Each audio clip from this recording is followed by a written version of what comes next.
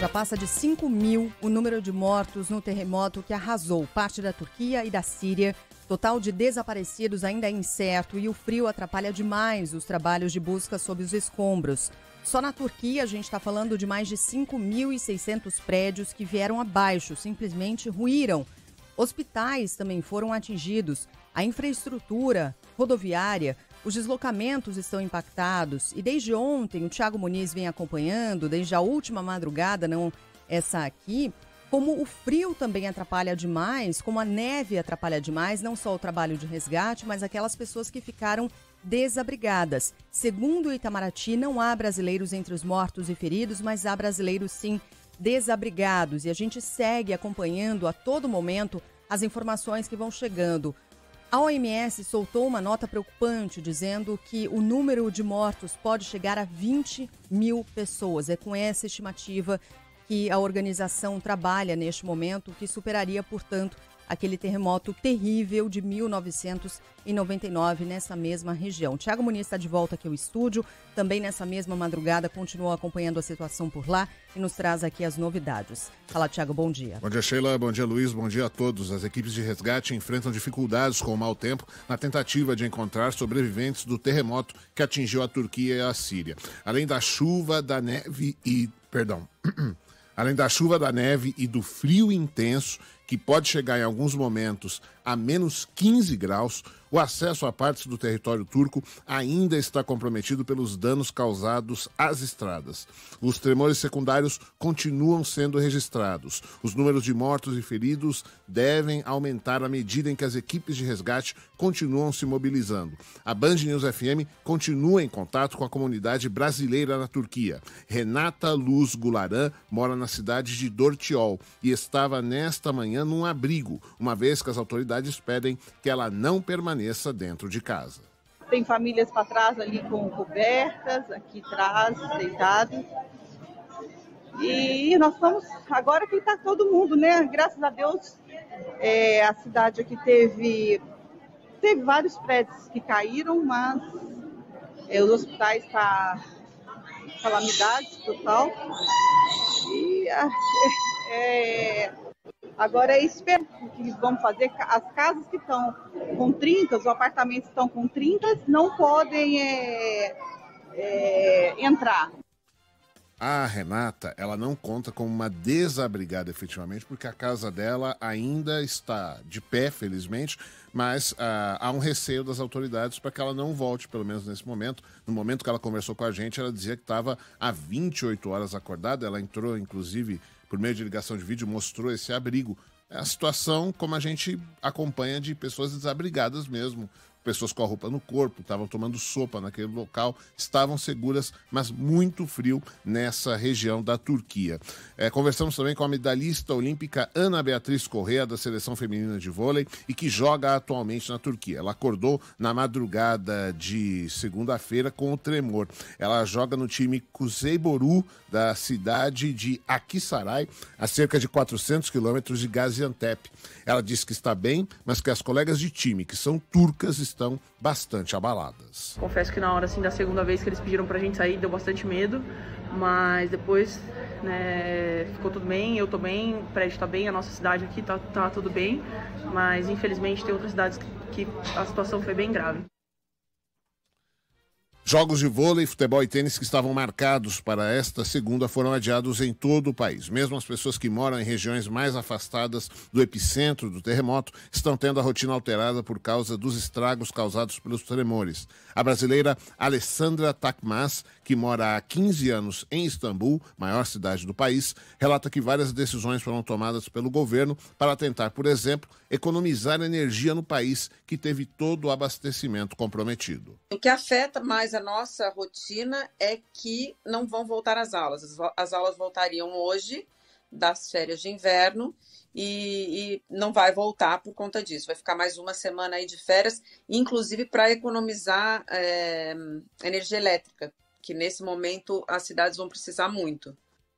E só fechando esse capítulo sobre a comunidade brasileira, Sheila, a Embaixada do Brasil em Ankara diz que uma família ficou desabrigada, mas que não há relatos de mortos e feridos. A Embaixada do Brasil em Damasco, capital da Síria, afirma que não há brasileiros entre os mortos, feridos ou desabrigados após os tremores que também atingiram fortemente o país localizado ao sul da Turquia. Bom, e a gente tem acompanhado, por exemplo, a Renata, que foi a primeira brasileira que a gente ouviu aqui, não é, Tiago? Dizendo que a casa dela não foi destruída, a casa está de pé, mas há um temor por parte do próprio governo, das autoridades locais, porque há muitos abalos sendo sentidos logo na sequência. Você não sabe o quanto esses abalos secundários, os tremores secundários, acabaram também prejudicando a estrutura dessas residências. A gente está falando de mais de 80 tremores secundários e alguns muito fortes, de 6 pontos de magnitude na escala Richter. É muita coisa quando se fala de 6, né? E acho que vale dizer, Sheila, a gente falou um pouco sobre a posição da Turquia no planeta, né? A Turquia,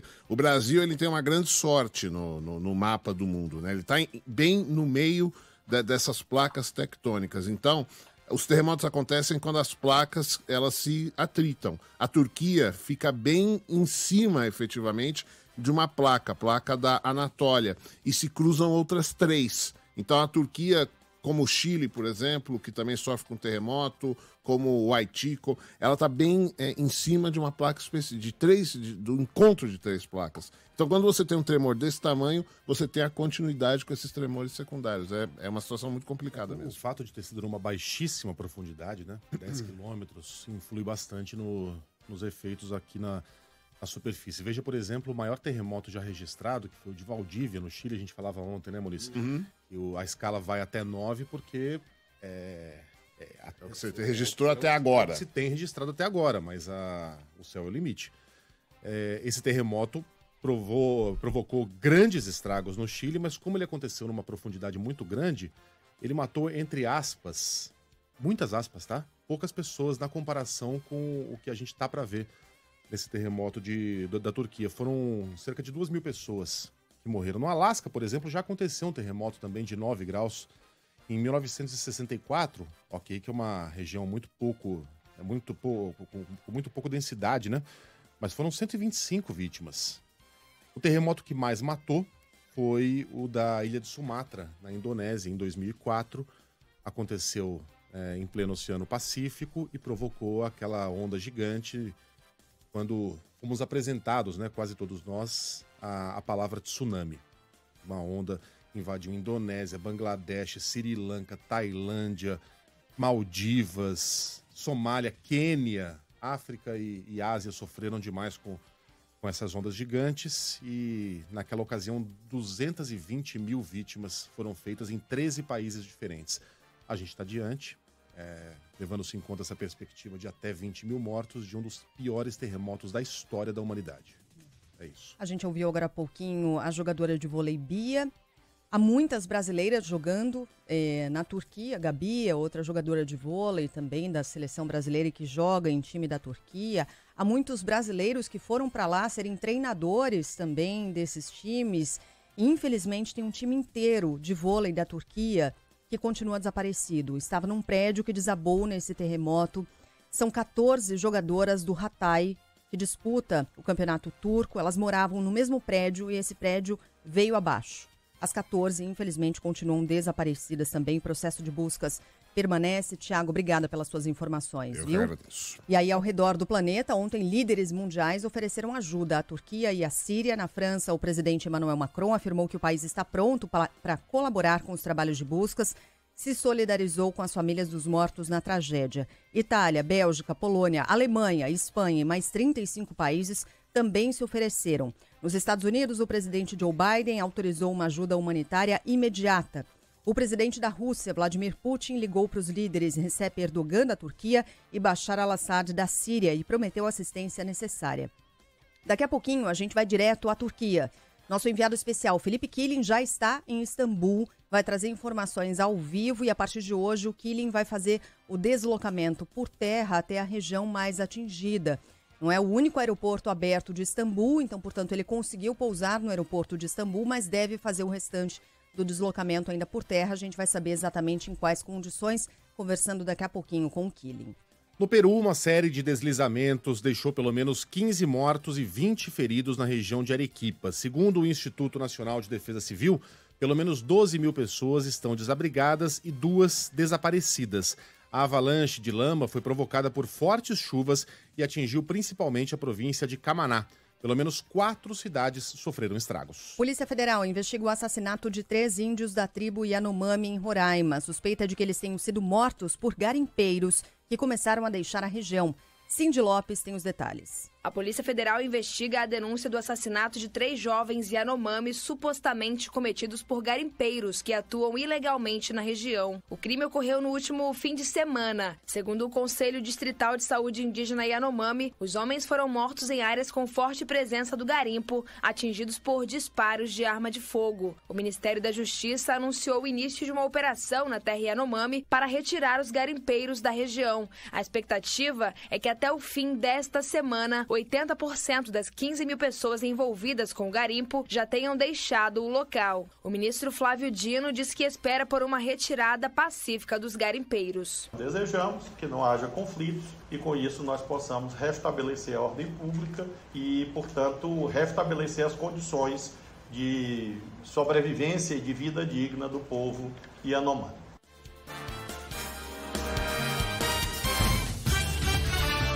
7h13, tem informação urgente chegando de Brasília, nova fase da Operação Lesa Pátria. Natália Pazzi trazendo os detalhes. Bom dia, Natália. Oi, Carla, bom dia para vocês e para quem nos acompanha. A 5ª fase da Operação Lesa Pátria aí para identificar pessoas que participaram, financiaram ou fomentaram os atos do dia 8 de janeiro, operação em curso por parte da Polícia Federal. Nesse momento estão sendo cumpridos aqui no Distrito Federal 3 mandados de prisão temporária, 1 mandado de prisão preventiva e 6 mandados de busca e apreensão, todos expedidos pelo Supremo Tribunal Federal. Essas investigações elas seguem em curso. Essa operação, ela se torna permanente por parte da Polícia Federal e os fatos investigados dão conta, por exemplo, de crimes de abolição violenta do Estado Democrático de Direito, também golpe de Estado, dano qualificado, associação criminosa, incitação ao crime e também destruição de bem especialmente protegido. A PF também divulgou um balanço que até o momento, um balanço até ontem, dia 6 de fevereiro, já foram cumpridos 16 mandados de prisão preventiva e 31 mandados de busca e apreensão que já foram cumpridos. Então, só reforçando, neste momento aqui no Distrito Federal, estão sendo cumpridos pela PF 3 mandados de prisão temporária, 1 mandado de prisão preventiva e 6 mandados de busca e apreensão expedidos pelo STF. Um pouquinho conheceremos a identidade dos alvos dessa operação. Até já, Natália. Até mais. Pelo menos 2 pessoas seguem desaparecidas após um naufrágio na Baía de Guanabara, no Rio de Janeiro. Fala mais pra gente, Gabriela Souza. Bombeiros continuam as buscas por 2 vítimas que seguem desaparecidas após um naufrágio na Baía de Guanabara. 6 pessoas morreram, entre elas uma criança de 3 anos e um adolescente de 14. Outros 6 tripulantes foram resgatados com vida ainda na tarde de domingo. Um cachorro também foi encontrado sem vida pelos agentes. Mais de 50 militares do Corpo de Bombeiros, com auxílio de lanchas, botes, drones e aeronaves, atuam na operação. A Marinha do Brasil vai apurar as causas e as circunstâncias do naufrágio da traineira. A Polícia Civil do Rio trata o acidente como homicídio culposo quando não há intenção de matar. A delegacia que investiga o caso vai intimar os tripulantes sobreviventes, entre eles o comandante Marcos Paulo da Silva. A embarcação, conhecida como Caiçara, afundou perto da ilha de Paquetá com 14 pessoas a bordo. Os 6 corpos que foram encaminhados para o Instituto Médico Legal já foram identificados. O presidente Lula volta a criticar o aumento da taxa básica de juros e diz que a Selic a 13,75% é uma vergonha. A declaração veio após a mais recente reunião do Copom, realizada na semana passada. Na cerimônia de posse de Aloysio Mercadante à frente do BNDES, Lula afirmou que, apesar da inflação, não há justificativa para manter a Selic em um nível tão elevado. E não é o Lula que vai brigar, não. Quem tem que brigar, a sociedade brasileira. Não existe nenhuma justificativa para que a taxa de juros esteja, nesse momento, a 13,5%. É só ver a carta do cupom para a gente saber que é uma vergonha esse aumento de juros e a explicação que eles deram para a sociedade brasileira. Bom, para Lula, os empresários deveriam cobrar a redução da taxa de juros. No meu tempo, 10% era muito, hoje 3,5% é pouco. Se a classe empresarial não se manifestar, se as pessoas acharem que vocês estão felizes com 13,5%, sinceramente, eles não vão baixar juros. 13,75% é a taxa básica de juros do Brasil atualmente, não 13,5%. Taxa de juros não se derruba na marretada. Isso foi o que aconteceu no governo Dilma Rousseff, a gente viu o que isso produziu. Inflação fora de controle e a maior recessão da história do país. Daqui a pouquinho, Juliana Rosa, Dora Kramber, nossos comentaristas e colunistas falam a respeito dessa queda de braço, dessa tensão entre o presidente da República e do Banco Central. Após as críticas de Lula, o ministro da Fazenda, Fernando Haddad, defendeu a harmonia entre as políticas fiscal e monetária e defendeu que o Banco Central seja mais generoso. O que o Banco Central disse, eu creio que faz mais referência ao legado do governo anterior do que as providências que estão sendo tomadas por esse governo. E nesse particular, eu penso que a nota poderia ser um pouco mais generosa com as medidas que nós já tomamos. Então, eu entendo que nós vamos, como eu disse já várias vezes, harmonizar a política fiscal com a política monetária. Uma ajuda a outra. A política fiscal ajuda a política monetária, mas não podemos nos esquecer que a política monetária ajuda a política fiscal.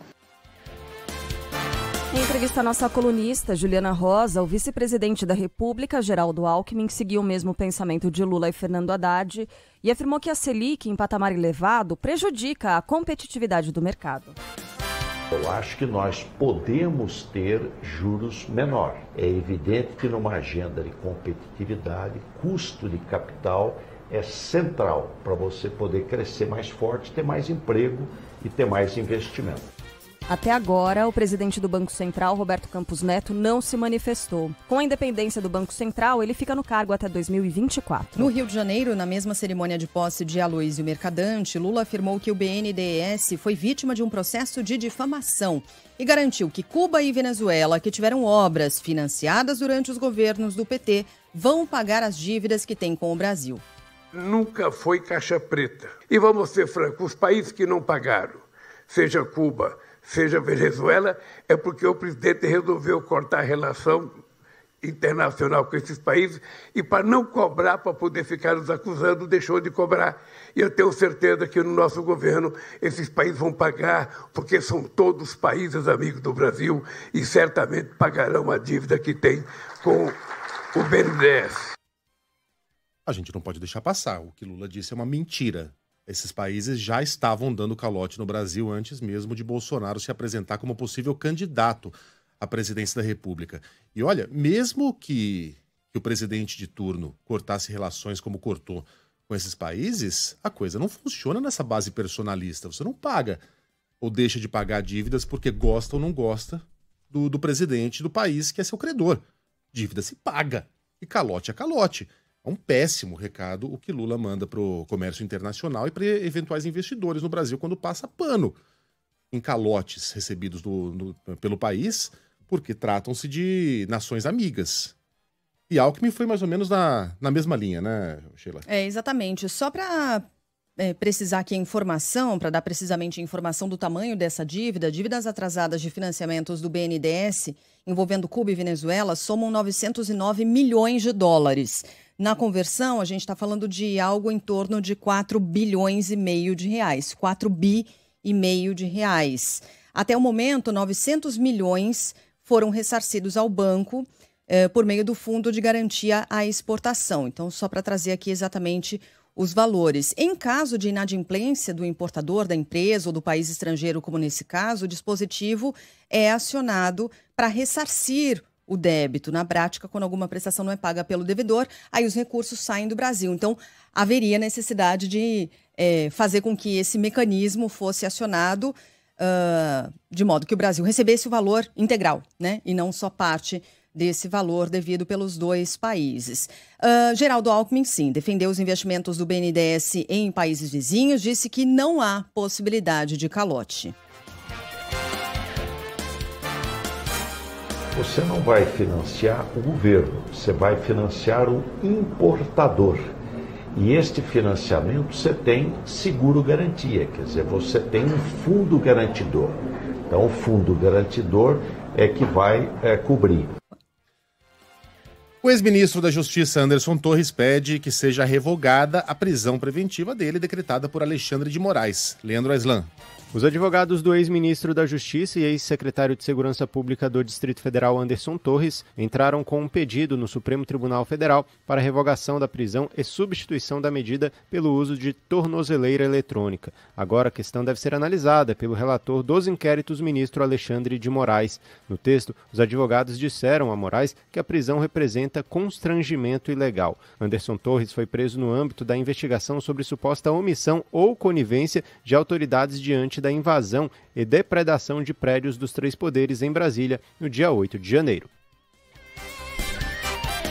A Ordem dos Advogados do Brasil lamenta a morte do colega do advogado atingido por um disparo da própria arma enquanto acompanhava a mãe em um exame de ressonância magnética na capital paulista.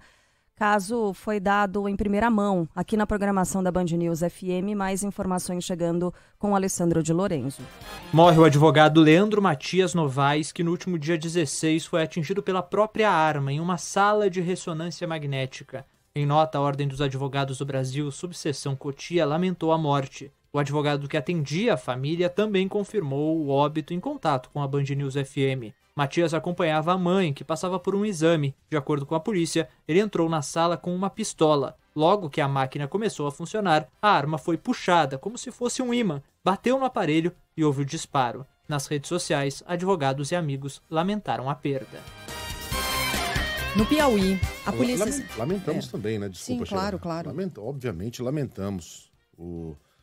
Esse rapaz foi vítima da própria hiperideologização da vida, vítima dos próprios conceitos de mundo, vítima, sinto muito pela palavra, da própria estupidez. Mas deixa uma mãe que perde o filho, uma dor maior que essa, num acidente ocorrido ao lado dela. Graças a Deus ela não foi atingida, deixa um filho com necessidades especiais e deixa uma família.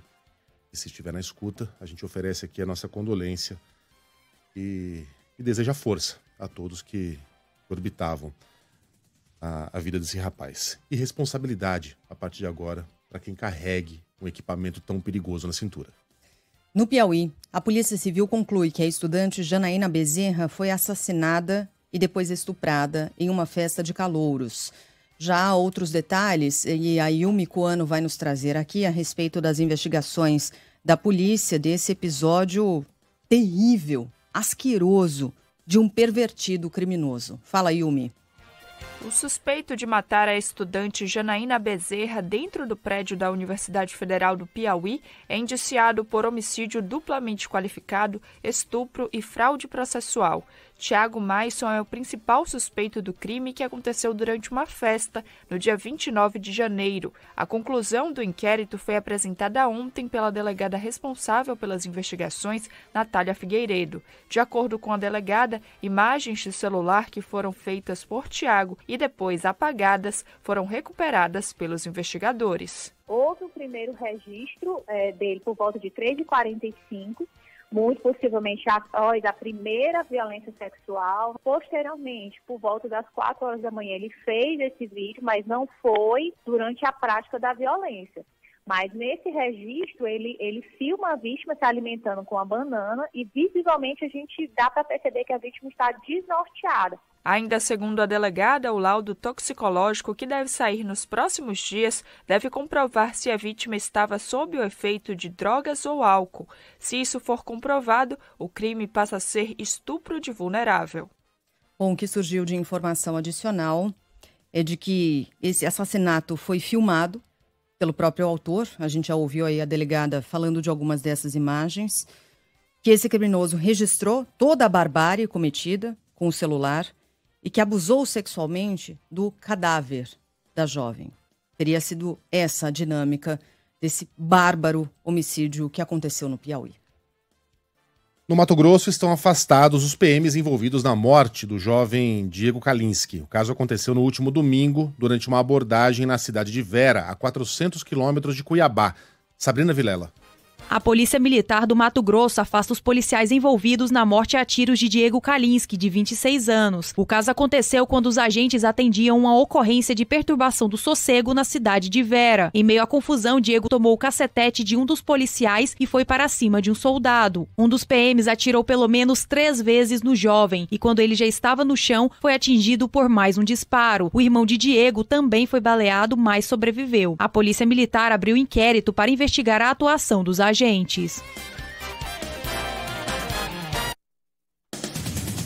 Ainda são contabilizados os estragos provocados pelas chuvas que deixaram pelo menos uma pessoa morta em Pernambuco. Cacá Barbosa. Depois de 12 horas de chuvas intensas, alagamentos e deslizamentos que resultaram na morte de um jovem de 19 anos em Olinda, município do Grande Recife, a governadora de Pernambuco, Raquel Lira, visita a comunidade de Águas Compridas e promete medidas para evitar novos desastres. Ela afirmou que deseja firmar parcerias com prefeituras da região metropolitana do Recife para que casos como os de ontem não se repitam. De acordo com Raquel Lira, a previsão da Agência Pernambucana de Águas e Clima é de que as chuvas deste ano vão ser tão fortes quanto as do ano passado, quando Pernambuco registrou 134 mortes em decorrência de deslizamentos de barreiras e alagamentos. O homem achado morto com um bilhete premiado da Mega Sena no Paraná sofreu um infarto. Fala aí, Ângelo Sfayer. A Polícia Civil do Paraná confirmou que um infarto foi a provável causa da morte do homem encontrado sem vida com um bilhete premiado da Mega Sena. José Aparecido Monteiro tinha 54 anos e foi encontrado no quarto de um hotel em Curitiba. O homem vivia em Campo Mourão, na região centro-oeste do Paraná. Ele morreu na última quinta-feira, dia 2 de fevereiro. O corpo foi encontrado sem sinais de violência. Junto às malas de roupas, a polícia encontrou um bilhete de loteria premiado do ano de 2018 no valor de R$398 mil. O Ministério Público da Espanha defende que a justiça negue o pedido de liberdade feito pela defesa do jogador Daniel Alves. Arthur Coelho. O Ministério Público da Espanha se posiciona de forma contrária à concessão de liberdade provisória a Daniel Alves, acusado recentemente de estupro. Os promotores consideraram que ainda há risco de fuga do jogador, que está preso em Barcelona desde o dia 20 de janeiro. Eles acreditam que há indícios de que ele cometeu o crime no dia 30 de dezembro contra uma jovem de 23 anos. O posicionamento do Ministério Público foi noticiado por diferentes veículos de imprensa espanhola. A Justiça de Barcelona vai receber nos próximos dias as alegações dos advogados de defesa da vítima.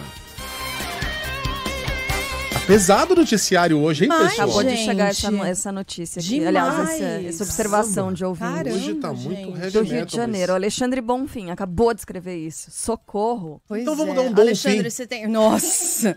Pra esse giro de manchetes com uma notícia boa? Bons fins. Hoje tem futebol. Verdade. Horário super bacana, 4 da tarde.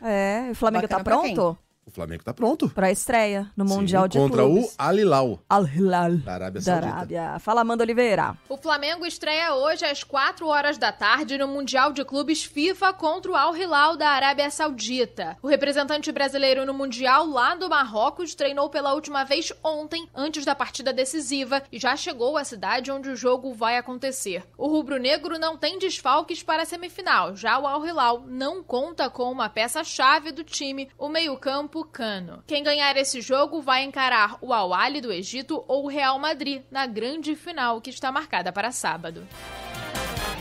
Vai, gente. E aí? E aí, tudo bem? Tudo. Bom dia, Carlos Bigato. Bom dia, gente. Vocês estão bem? Al Hilal Vingador. Escreve aqui o ouvinte. É o time do Michel, ex do Flamengo. Enfim, a rapaziada da massa aqui tá se manifestando na expectativa hoje da semifinal do Mundial de Clubes. É bom o Flamengo tirar um pouquinho o Real Madrid da cabeça, porque esses jogos costumam ser difíceis, né? Costumam ser bem complicados.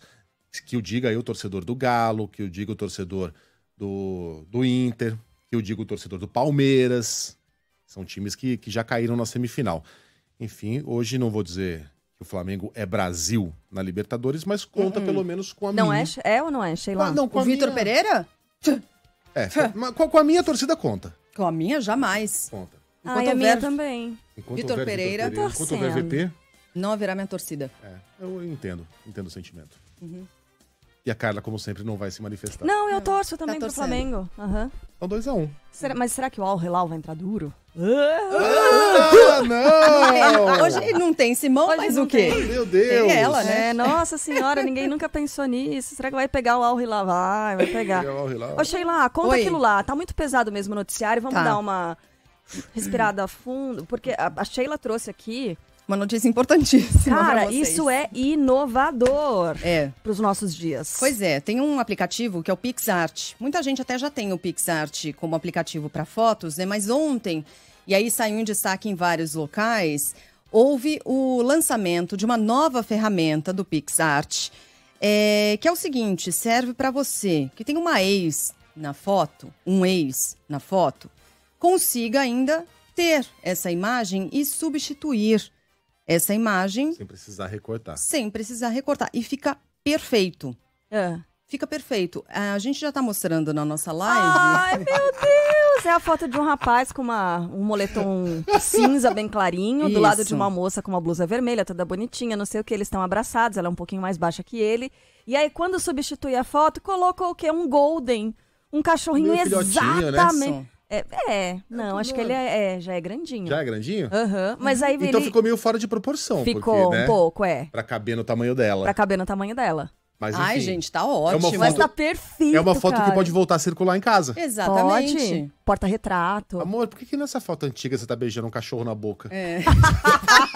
Nessa época Amor, eu que era cachorro dessa. é esse que você nunca teve? Pois bem, Cachorro de biquíni. Que canga linda nesse gato. Enfim, lançou esse recurso para substituir pessoas de fotos com uso de inteligência artificial. E aí eu fui ver o nome do recurso. O recurso se chama Replace My Ex. É exatamente Ai, que isso. susto! My Sex? Replace Não, my Replace ex. My Ex. Você achou que seria? My ass. Não. Meu Deus, Que é cara. basicamente, tradução sua livre, cabeça. substitua meu ex. Ó, E aí- replace é replace, tá? Isso. Replace. Replace my ex. Meu ex. Substitua meu ex. Replace my ex. E aí troca automaticamente um ex-parceiro ou ex-parceira de uma imagem que seja importante para você, tá bom? Então é possível lá recortar a imagem, colocar outra no lugar. Você pode colocar uma cobra, por exemplo, além Pra de um quê, cachorro. né, Sheila? Replace my... Picanha. Picanha. Não sei. Ué, em vez de beijar Ai, o gente, cachorro, não tô você tá ali, ó. achando. Uma Pronto picanha. pra morder uma picanha. Pronto. É. É isso, gente. Super civilizado. Tem morder uma peça pra de picanha. iOS também? Aí eu já não sei. Você tá procurando? Tô. E não tá achando? Na Apple Store. Não, ainda não. Vou A gente- procurar. A gente vai um pouco tentar, mais tem de 2 afundo. horas Tá aí. Tá bom. Bora. Ah, mas esse aqui a gente nunca substitui, não é mesmo? Futebol, com Milton Neves. Oferecimento Casa do Construtor. Aluguel de equipamentos. Ligue 0800 200 0217. Sicredi. Conheça a primeira instituição financeira cooperativa do Brasil. Sicredi. Gente que coopera, cresce.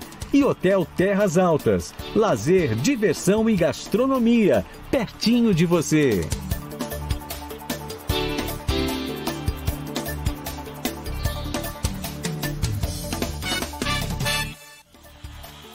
Fala, Milton, bom dia.